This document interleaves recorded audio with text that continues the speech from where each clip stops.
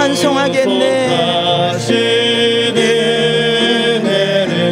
늘 찬송하겠네. 아멘. 늘 찬송하겠네. 늘 찬송하겠네. 날 구속하신 은혜를, 날 구속하신 은혜를 늘 찬송하겠네.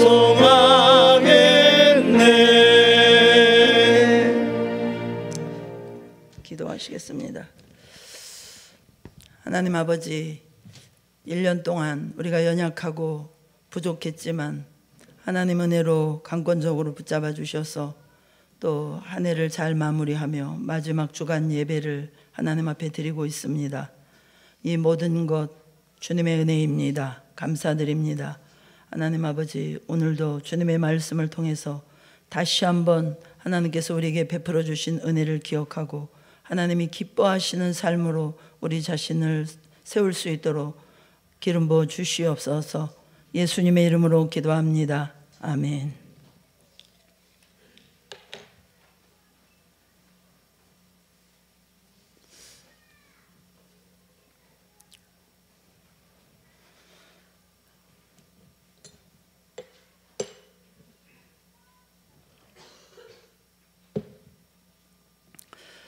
조인선 시인이 쓴 인터넷 정육점, 시 제목이 좀 이상하죠? 인터넷 정육점이라고 하는 시가 있습니다. 아주 짧은 시입니다. 제가 읽어보겠습니다. 달력을 넘기다가 손이 찢어졌어요. 엄마가 웃으시며 붕대로 감싸 주셨어요. 얘야, 시간은 날카롭단다. 끝입니다. 달력을 넘기다가 손이 찢어졌대요. 엄마가 손에 붕대를 감아주시면서 이렇게 말씀하셨답니다. 얘야, 시간은 날카롭단다. 딸내미 손이 찢어졌는데 이런 소리 하는 엄마는 세상에 없을 겁니다. 그러나 시인이 말하고 싶은 얘기가 있죠. 시간은 날카롭단다. 그렇습니다. 시간은 우리 삶에 많은 흔적을 남깁니다. 오늘 우리가 살고 있는 삶은 저 하늘에서 뚝 떨어진 삶이 아니라 지난 시간 살아온 삶의 결과물입니다. 하루아침에 우리 삶이 만들어지지 않았습니다. 지난 시간들이 켜켜이 쌓여서 오늘 지금 우리의 삶이 된 것입니다. 우리는 그냥 흘러간 시간이라고 표현하기는 하지만 사실은 그냥 흘러간 시간도 결코 그냥 흘러가지 않습니다. 그 시간들은 다 쌓여서 내 생각이 되고 언어가 되고 습관이 됩니다. 우리가 잘 아는 나폴레옹 여러분 아시지요? 프랑스 정치인 나폴레옹은 이런 이야기를 했습니다. 지금 나의 불행은 언젠가는 내가 함부로 살아온 시간들의 복수이다. 무슨 말입니까? 지금 내가 사는 불행은 갑자기 생긴 것이 아니라 언젠가 내가 함부로 산 시간들이 부메랑처럼 날아와서 내 삶에 복수한다는 것입니다. 시간이 그냥 지나가지 않는다는 얘기죠. 축복이든 불행이든 우리가 심은 대로 반드시 거두게 되어 있다는 것입니다. 벌써 한 해가 다 가고 있습니다. 우리 모두는 시간 가는 줄도 모르고 숨가쁘게 달려왔습니다. 너무나 바쁘게 살다 보니 우리 속에서 진지한 질문들이 사라져 버렸습니다. 나는 어디에서 와서 어디로 가는가? 내가 이렇게 살아도 되는가? 나는 지금 바르게 가고 있는가? 나는 하나님 앞에서 설 준비가 되었는가? 이러한 진지한 질문을 할 기회가 부족했습니다. 우리가 가끔 장례식장에 가보면 영적인 각성을 받습니다. 마음이 가다듬어집니다. 나는 어디로 가고 있나? 나는 무엇을 위해 살아야 되는가? 모든 일이 결국 어떻게 되나? 장례식에 가면은 우리 모두 그것을 돌아보게 됩니다. 왜 그렇습니까? 우리 모두 하나님 앞에 서야 되기 때문에 그렇습니다.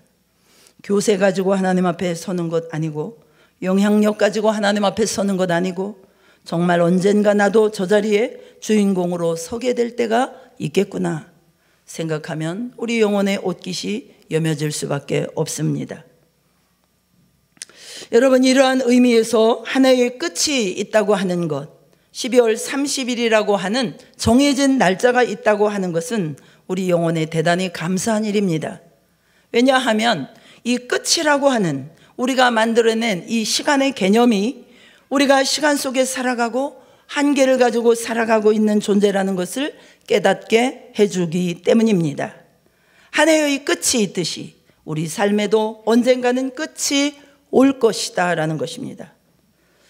우리 젊은 우리 중고등부 우리 청년 형제자매 여러분들은 영원히 살 것 같이 지금 자신감이 넘치지 않습니까? 지금은 젊어서 실감이 안 나겠지만 그러나 한 해의 끝이 있듯이 여러분의 삶의 시간에도 반드시 끝이 있습니다. 오늘은 2024년 마지막 주일 예배입니다. 우리가 한 해를 결산하면서 드리는 예배입니다. 우리가 한 해를 결산하듯이 내 삶도 하나님 앞에 결산할 때가 반드시 온다는 것을 우리는 알아야 합니다.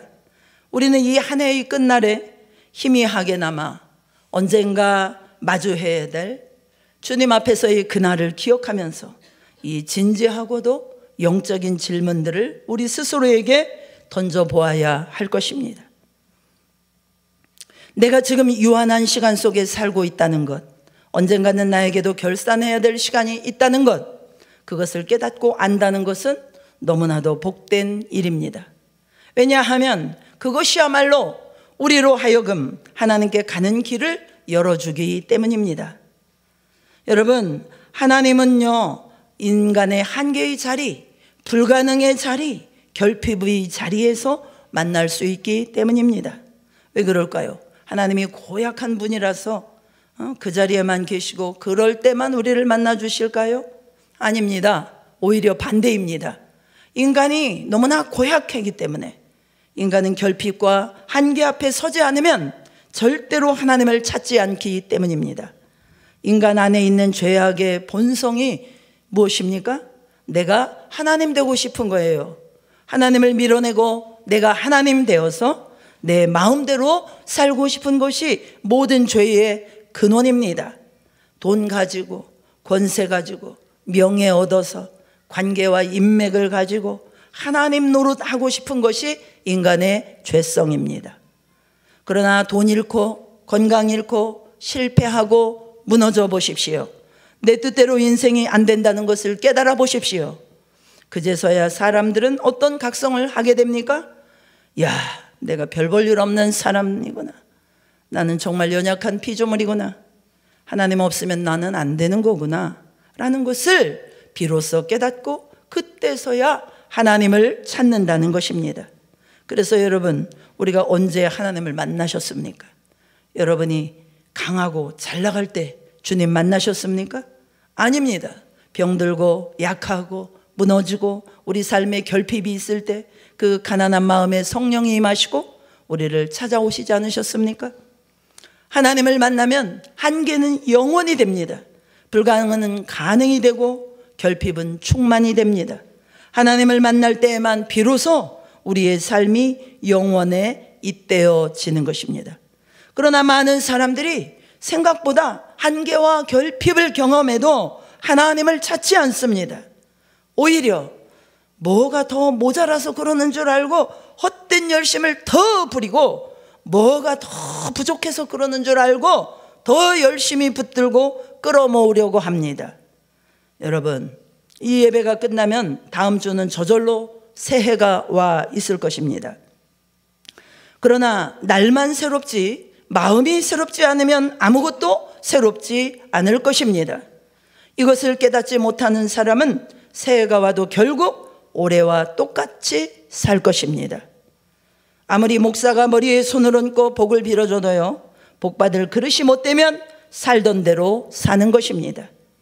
이전과 다를 바 없는 인생을 살 수밖에 없는 것이 인간의 일생입니다. 오늘 본문은 우리에게 인생의 결국과 결산이 있다는 것을 들려주고 있습니다. 우리가 오늘 전도서 매일 끝부분을 읽었어요. 이 전도서는요, 히브리어 성경의 제목은 우리는 이제 뭐 창세기, 출애굽기 이렇게 성경의 제목이 있는데 이 전도서 제목이 히브리 성경에는 어떻게 붙어 있느냐? 코헬렛. 해보실까요? 코헬렛. 코헬렛이 바로 우리가 이게 발음하는 전도서예요. 히브리 성경은 코헬렛입니다. 이 코헬렛은 이해하기 쉽게 해석하면요, 도를 전하는 자라는 뜻이고, 조금 더 의문형으로 재미있게 이름을 바꾸자면 도를 아십니까? 도를 아십니까? 라는 거예요. 무슨 말입니까? 진짜 진리, 변하지 않고 영원한 것을 적어둔 책, 이것이 전도서라는 뜻이에요. 그런데요, 우리가 진리를 알고자, 그래서 진리를 알고자 전도서를 딱 펴면 그 전도서 안에는요, 오히려 뭔가 명쾌한 얘기보다도 헛되다라는 표현이 많이 나옵니다. 헛되다. 여러분 전도서 읽어보셨습니까? 전도서에서 제일 많이 나오는 문장이 뭐예요? 헛되다. 헛되고 헛되며 모든 것이 헛되다. 헛되고 헛되매고 헛되고 헛되다. 해 아래 새 것이 없다. 아무것도 영원한 것이 없다. 이런 것이 제일 많이 나와요. 그래서 전도서를 읽어보면 염세주의자가 쓴 것 같아요. 그런데 왜 헛되다라고 그러냐? 모든 것이 변하고 모든 것이 쇠하고 결국 모든 것이 없어지더라 라는 것입니다. 사람의 인생에 있는 모든 것 중에서 영원한 것이 하나도 없더라는 거예요. 살아보니 다 유한하고 부족하고 한계 앞에 처하더라 라는 것입니다. 결국 다 끝이 있더라는 것입니다.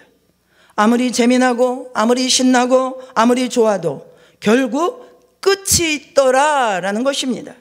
이것이 전도서가 말하는 첫 번째 진리입니다. 만약에 이게 전도서가 말하는 유일한 거라면 전도서를 읽을수록 우리는 절망할 수밖에 없습니다. 정말 염세주의에 빠질 수밖에 없는 책이에요. 여러분, 전도서를 누가 썼죠? 솔로몬입니다. 솔로몬은 누굽니까? 제가 말할 필요도 없어요. 살아생전 부와 명예와 권세와 건강과 그 모든 것을 다 누려봤습니다. 심지어는 죽을 때까지도 웬만한 것은 하나도 잃어버리지 않고 간직한 사람입니다. 그런데 모든 것을 다 누려본 사람 솔로몬이 내린 결론이 무엇입니까? 헛되고 헛되니 모든 것이 헛되다라는 것입니다. 다 해봤다. 내가 다 해봤어. 그런데 끝이 있더라. 갈수록 재밌어야 되는데 재미는 줄어들더라. 가치가 없고 의미가 없고 허무하더라. 그래서 오늘 전도서를 끝마치면서 뭐라고 고백합니까? 13절 상반절에 보면은 이 일의 결국을 다 들었으니, 그렇게 말해요. 여러분, 이 일의 결국이 뭐예요? 모든 것이 헛되다라는 것이 일의 결국이라는 거예요.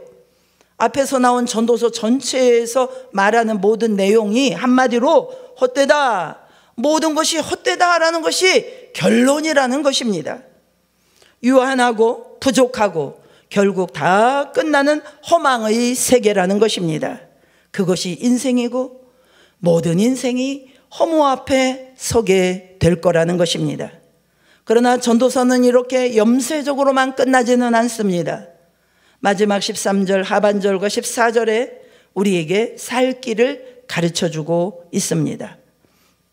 우리 13절 14절 다시 한번 읽어볼까요? 시작.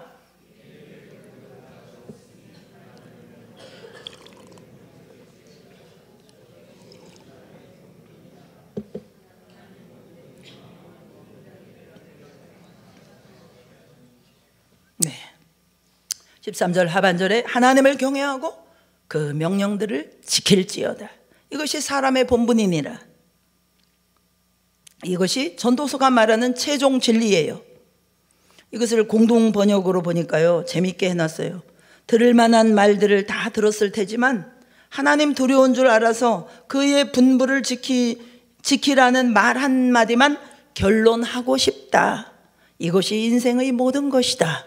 공동 번역 성경은 그렇게 번역했어요. 다 해보고 다 누려본 솔로몬이 결국 깨달은 게 뭐라고요? 하나님이 계시더라는 거예요. 그리고 그분을 두려워할 줄 알고 그분의 명령을 지키라는 겁니다. 결론이 그거라는 거예요. 왜요?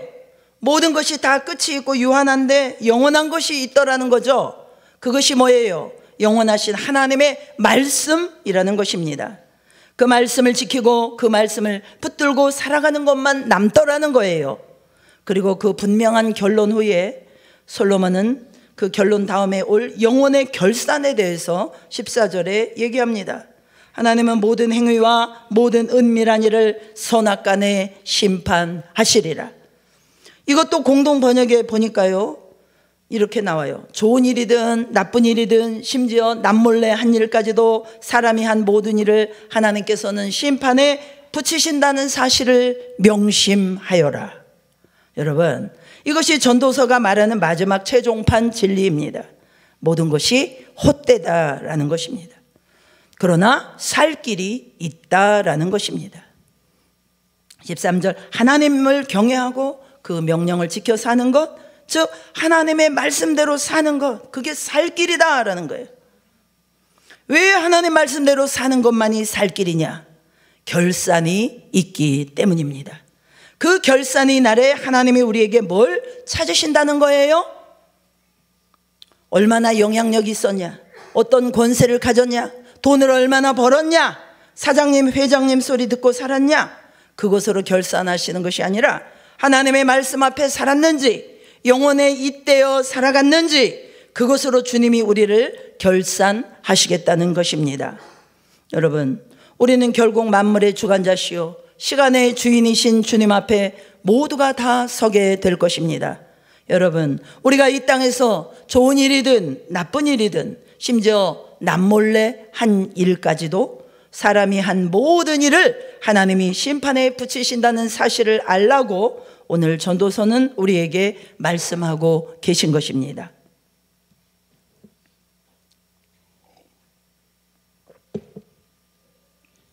사랑하는 성도 여러분, 우리의 삶에 허락된 모든 시간은 결국 허무함과 결핍뿐입니다.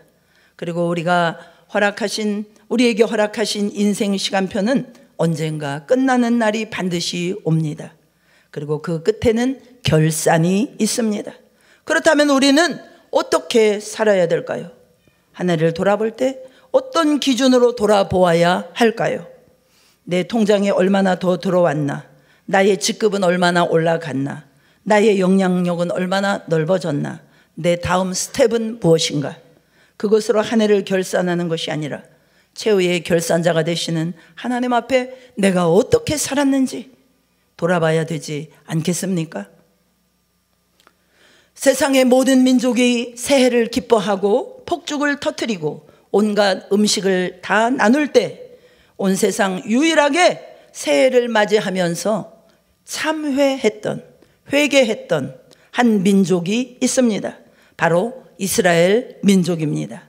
레위기 23장에 보면 이스라엘은 전 세계에 유례가 없는 새해 의식을 명령받았습니다.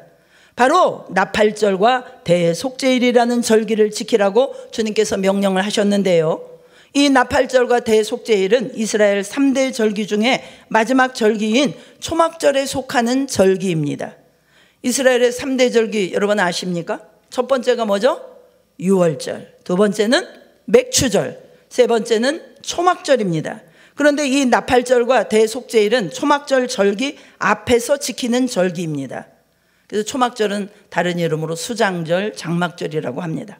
그러면서 이 나팔절은 언제까지냐? 7월 1일부터 9일까지 9일간 이 나팔절 기간입니다.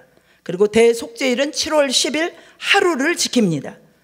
그리고 5일이 지난 후에 7월 15일부터 21일까지 7일 동안 초막절을 지키는 것입니다. 왜 굳이 이렇게 제가 달력을 설명하냐? 이스라엘은요, 우리와 다르게 7월 1일이 새해입니다. 우리는 1월 1일이 새해이죠. 그런데 유대 종교력은 7월 1일이 새해예요. 우리는 봄, 여름, 가을, 겨울이지만 이스라엘은 가을, 겨울, 봄, 여름 이렇게 됩니다. 그래서 여름이 제일 끝 계절이라는 거예요. 그래서 예수님도 마지막 때에 대해서 설명을 하시면서 무화과 나무 가지가 연해지고 잎사귀를 내면 여름이 가까워온 줄을 알아라 그러셨잖아요.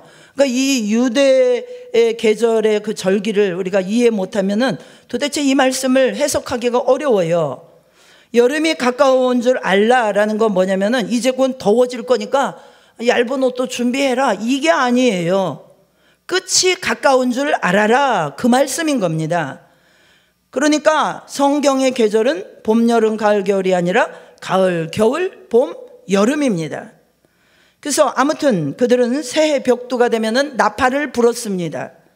멀리까지 들리는 그 양각 나팔, 그 뿔 나팔을 뿌 하고 불어서 사람들에게 알리기 시작합니다.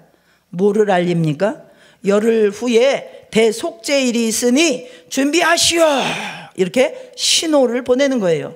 그러면은 백성들은 이제 대속죄일을 준비하면서 하나님 앞에 9일 동안 회개하는 시간을 갖는 것입니다. 자, 여러분, 이것은 무슨 얘기일까요? 한 해의 시작을 회개로 시작했다는 말입니다. 그것도 9일간 철저히 회개했습니다. 감사와 희망과 막연하고 활기찬 미래를 계획하기 전에, 서로 그냥 막 복을 빌어주기 전에 너희 과거를 돌아보고 부끄러웠던 삶을 하나님과 사람 앞에 풀라 말씀하신 것입니다. 그런데 여기서 주목할 것이 이 나팔절이 의미하는 회개는 단순히 하나님 앞에서만 하는 것이 아니었어요. 9일이라는 긴 시간을 준 이유가 무엇일까요? 실제로 가서 그 회개를 해야 될 것을, 묶인 것을 풀으라는 거예요.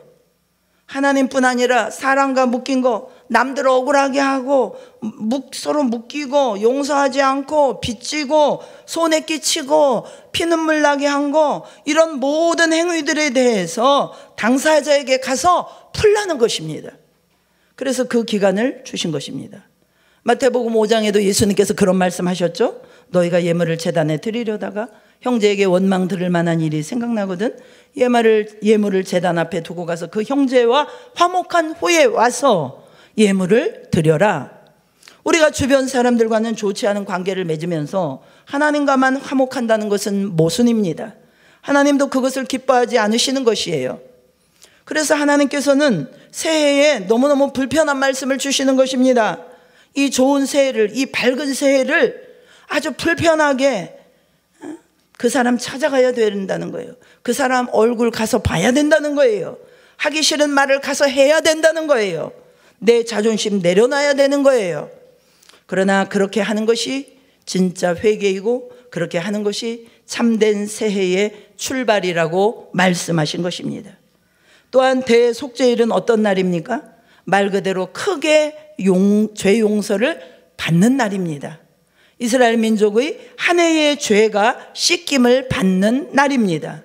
그날은 대제사장이 1년에 딱 한 번 성막 안에 있는 가장 깊은 곳, 주님의 법궤가 있는 그 지성소까지 들어가서 1년에 한 번 딱 들어갈 수 있는 날입니다. 이것이 대속죄일입니다. 그리고 대속죄일에는 2마리의 염소를 잡습니다. 한 마리는 번제로 드리고 한 마리는 광야로 내몰아서 낭떠러지 같은데 떨어져서 죽입니다. 우리의 죄가 저렇게 광야로 나갔다는 의미입니다. 아사셀 염소라고 부르지요.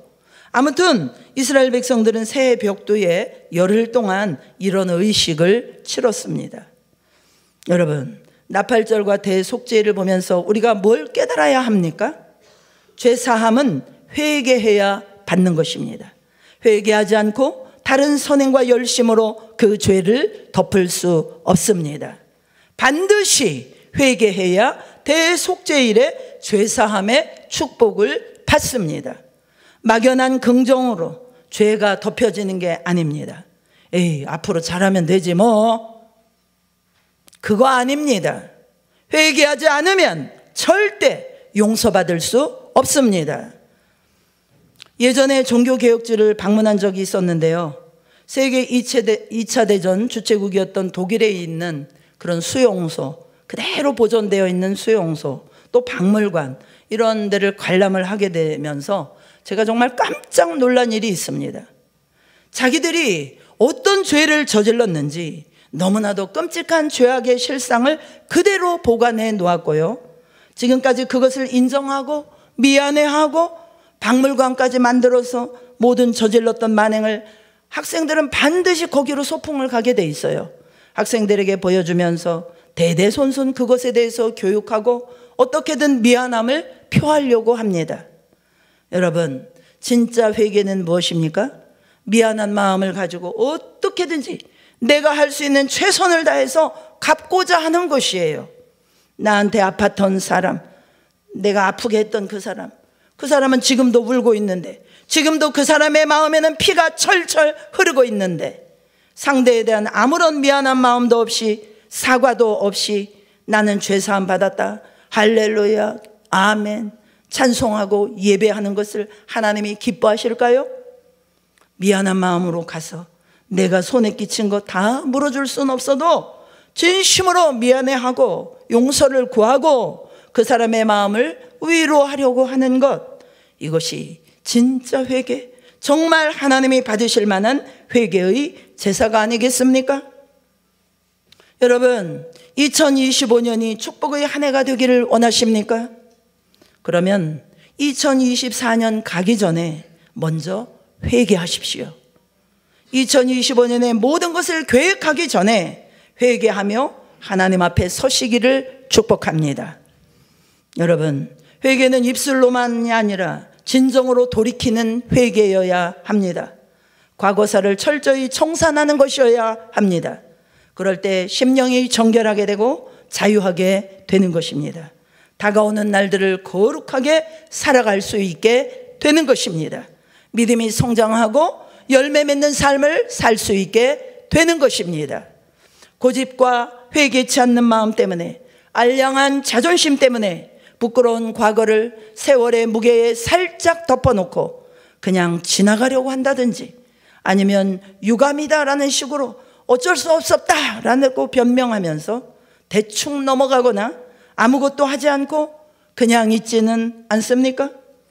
여러분, 그냥 덮고 지나가면 될 일일까요? 묻고 가면, 그냥 땅속에다 마음속에 묻고 가면 괜찮은 것일까요?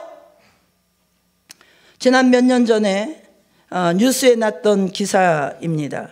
경기도 화성시에 어떤 사람이 4억을 넘겨주고 농지를 사서 농사를 짓게 됐어요. 아무리 좋은 씨를 뿌리고 아무리 좋은 비료를 쓰고 아무리 좋은 거름을 갖다 주어도 자라지를 못하더랍니다. 이상하다 싶어서 포크레인을 불러다가 땅을 팠어요. 세상에, 조금 파고 들어가기 시작했는데 막 쓰레기가 나오는 거예요. 그 부지 전체가 쓰레기가 다 묻혀 있더랍니다.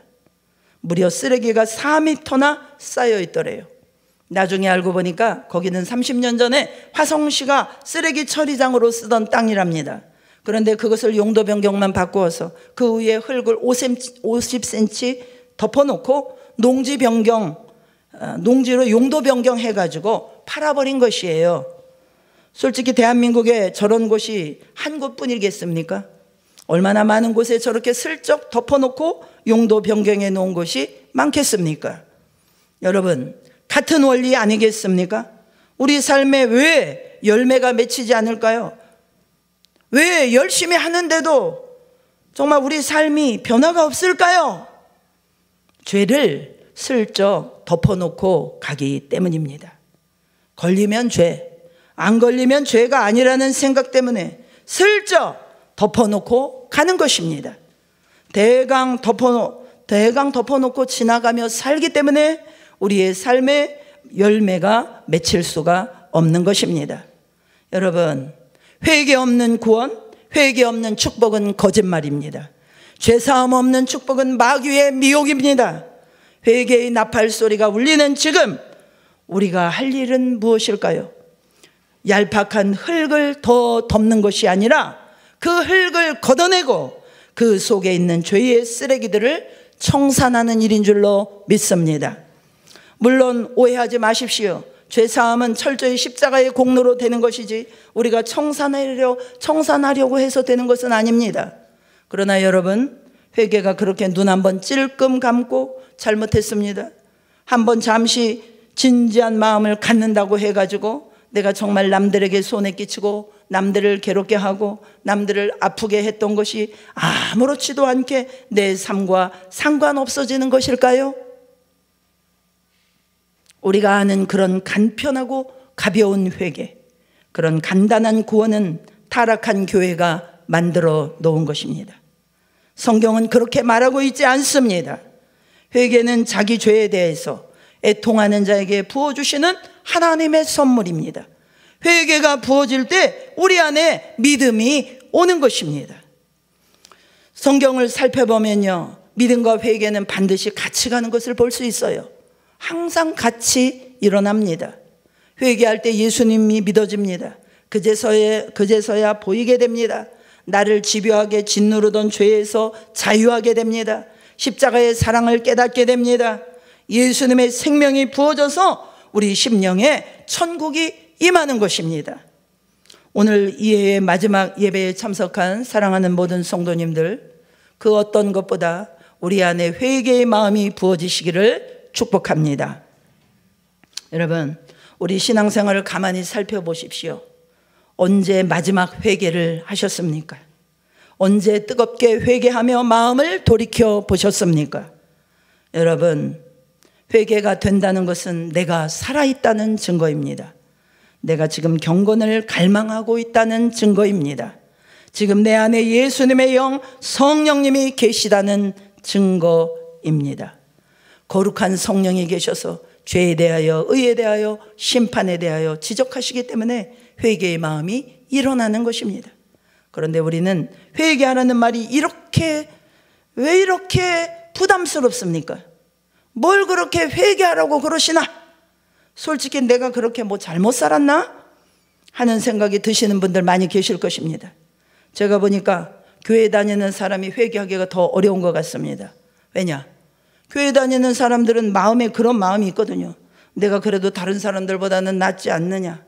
내가 죄인인 건 알지만 그래도 죽일 죄는 아니지. 죽일 죄는 아니지. 그 생각이 나도 모르게 우리 안에 있는 것입니다.